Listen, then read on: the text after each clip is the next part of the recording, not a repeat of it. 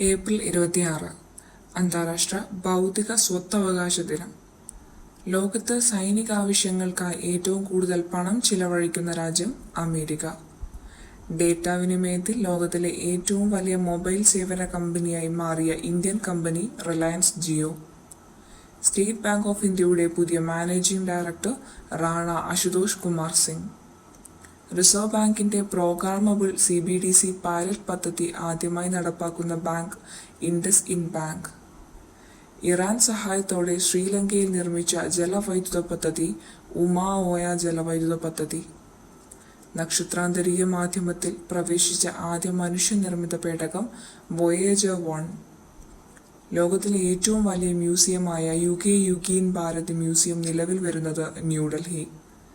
അടുത്തിടെ വിരമിച്ച പാകിസ്ഥാൻ വനിതാ ക്രിക്കറ്റ് ഇതിഹാസം ബിസ്മ മുറൂഫ്. IPL ഒരു ഇന്നിംഗ്സിൽ ഏറ്റവും കൂടുതൽ റൺസ് വഴങ്ങിയ താരം മോഹിത് ശർമ്മ.